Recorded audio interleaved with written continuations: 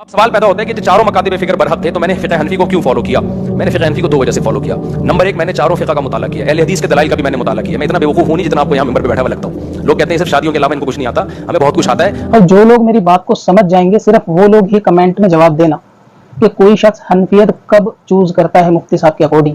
تو جہاں تک ہماری معلومات ہے کہ کوئی بھی فقہ کو پڑھنے کے لیے آدمی کو عربی زبان کا آنا، بلکہ نہ صرف آنا بلکہ مہارت ہونا، اس میں یہ شرط ہے، کیونکہ تمام فقہی کتابیں جو ہے وہ عربی زبان ہی میں ہے۔ تو کوئی شخص پہلے عربی میں ماہر ہوگا، اس کے بعد وہ چاروں فقہ کا مطالعہ کرے گا، پھر چوز کرے گا کہ مجھے کیا چننا ہے۔ لیکن مفتی صاحب نے کہا کہ ہم نے پہلے چاروں فقہ کو پڑھا ہے اس کے بعد چوز کرا ہے، ایسا نہیں ہے، یہ تو بالکل کھلا جھوٹ ہے۔ حقیقت یہ ہے کہ آپ جس مدرسے میں پڑھتے تھے وہاں پہ حنفی فقہ ہی پڑھائی جاتی تھی، تو آپ بائی ڈیفالٹ ہی حنفی تھے۔ آپ کے والد اور ان کے والد بھی سب سنی حنفی ہی تھے، اس لیے آپ نے حنفی فقہ کو چنا۔ دوسری بات یہ ہے کہ آپ نے کس عمر میں حنفی فقہ کو چوز کیا۔ اگر آپ نے عربی میں مہارت حاصل ہونے کے بعد، جو ایوریج آپ سمجھ لیں کہ 20-22 سال کی عمر تک میں آپ نے حنفی فقہ چنا، تو سوال یہ ہے کہ چننے سے پہلے آپ کس فقہ پہ عمل کیا کرتے تھے، مدرسے کی پڑھائی کے دوران کس فقہ پہ عمل کیا کرتے تھے۔ تو مطلب آپ نے حنفی مدرسے میں ایڈمیشن لیا، حنفی فقہ کے ساتھ پڑھائی کری، پورا پڑھنے کے بعد آپ نے پھر چوز کرنے کی کوشش کی کہ ایسا ہوا تھا۔ یہ تو مطلب ایسا ہے کہ کوئی بندہ آرٹ کامرس کے اندر چوز کرے مجھے کون سا لینا ہے، لیکن وہ ساری پڑھائی جو ہے نا وہ سائنس سائڈ سے کر لے، کرنے کے بعد وہ چوز کرے کہ مجھے اب کامرس چاہیے یا آرٹس چاہیے۔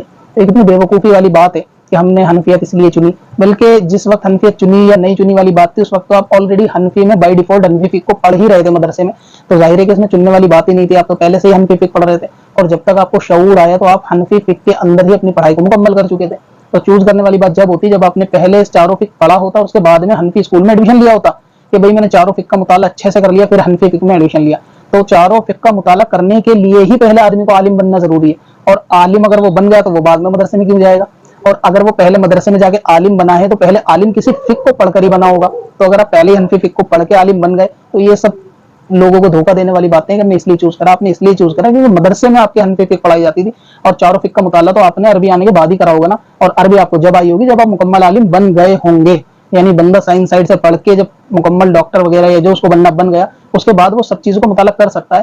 لیکن ایسا نہیں ہو سکتا کہ سائنس سائڈ پڑھنے کے بعد وہ بولے میں نے سارا مطالعہ کیا پھر میں نے سائنس سائڈ چوز کری تھی۔ نہیں، وہ پہلے ہی سائنس سائڈ چوز کر چکا تھا، پڑھ چکا تھا، بعد میں شوق کے طور پر اس نے دوسری جو ہے سائڈ کو جو ہے نا پڑھنے کی کوشش کی ہوگی۔